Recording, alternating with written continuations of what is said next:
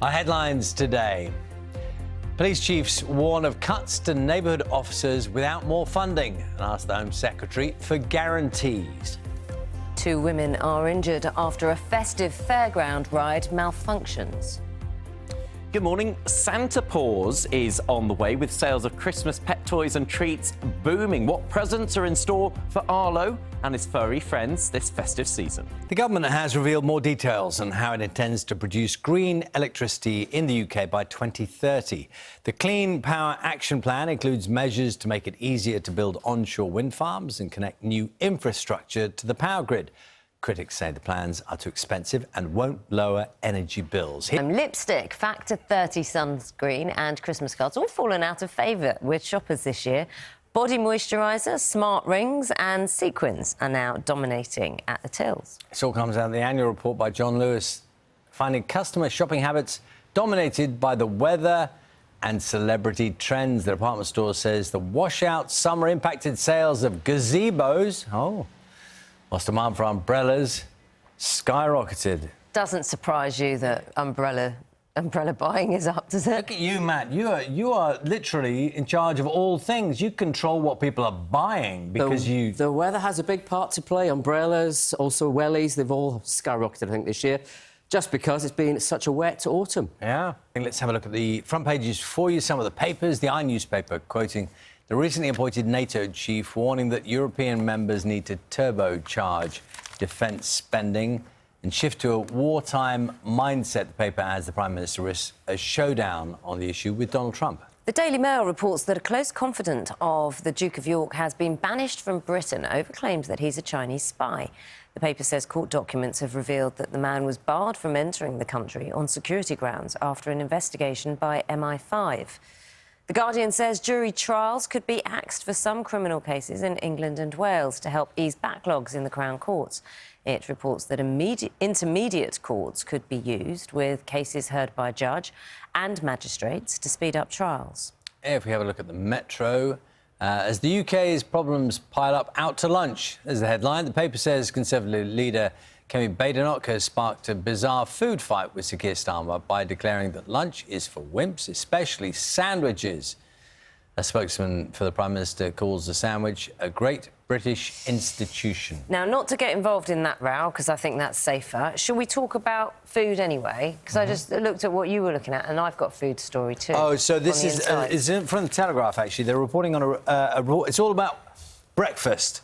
The merits of breakfast, when you should eat it, how big should the meal be, whether you should have it at all. So a report has looked at around 380 overweight Spaniards and looked at when they eat their breakfasts, data collected on their health, weight and breakfast habits. What did they come up with? They found that a substantial breakfast, accounting for 20 to 30% of your daily calorie intake, is better than a tiny breakfast, a huge meal, or skipping it entirely. When? Well, there you go. I knew you'd ask that.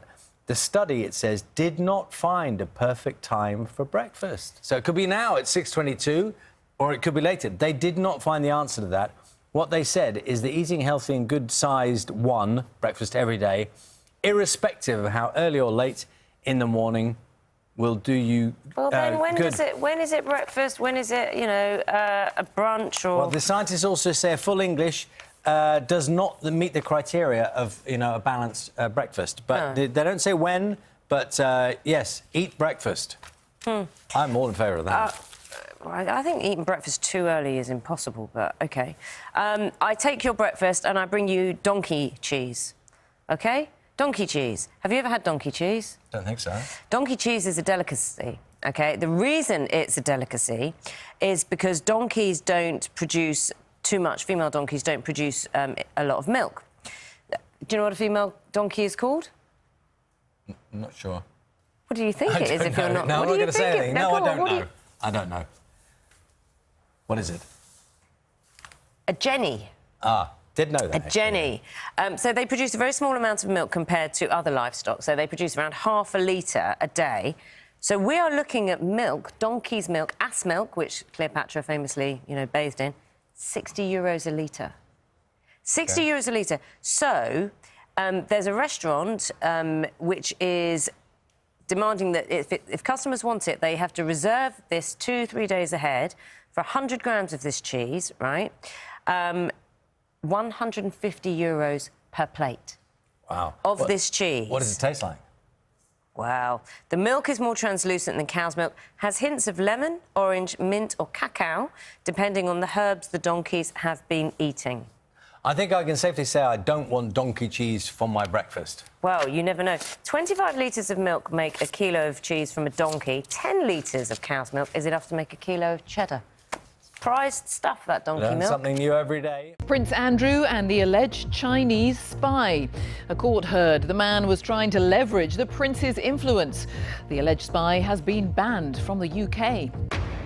2 men are arrested after a Christmas fairground ride crashed to the floor in Birmingham. Celebrations in Syria.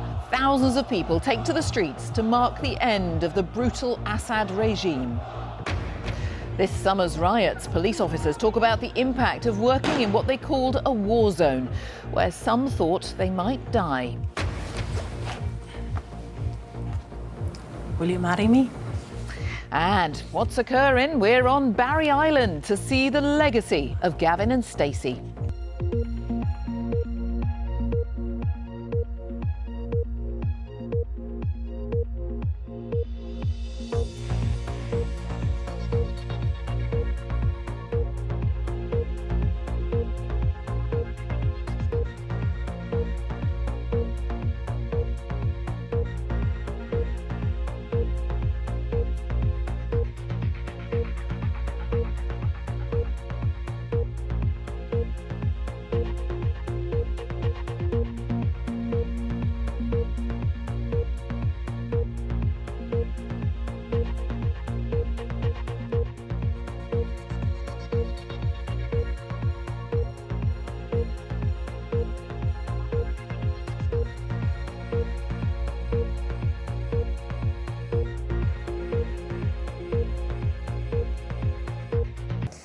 A man has been charged after a lorry came off a motorway and crashed onto a railway line.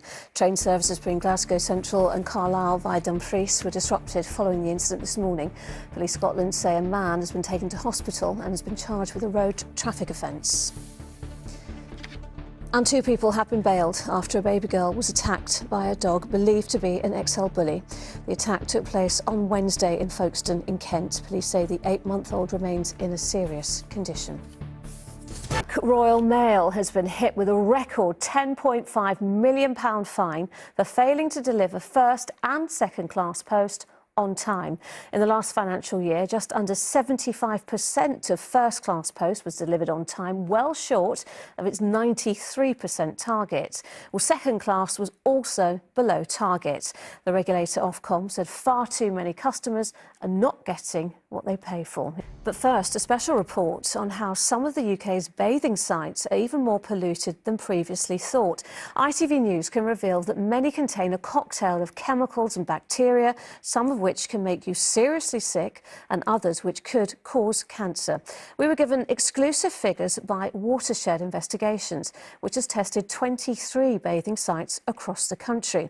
The tests were carried out twice a day, every day for a week this summer. It searched for more pollutants than the standard Environment Agency tests. It found levels of E. coli over recommended thresholds at a third of sites. The remnants of drugs and medications we use, including antibiotics and sunscreen, and perhaps most alarmingly, almost all contained antimicrobial resistant genes. Now, they are likely to have come from sewage or from farms, and scientists say it could make antibiotics less effective. Well, campaigners are calling for both the scope and frequency of testing to be greatly improved. Prince Andrew has heaped fresh embarrassment on the King and the government after one of his close confidants, an unnamed businessman, was banned from the UK for being an alleged Chinese spy. The couple has been jailed over the murder of a toddler. The body of 2-year-old Isabella Wheeldon was found in Ipswich. And G7 leaders say they will respect Syria's territorial integrity, independence and sovereignty during this transitional political period. The Prime Minister said that in the last hour, the fall of Assad's regime was welcomed following the virtual G7 meeting.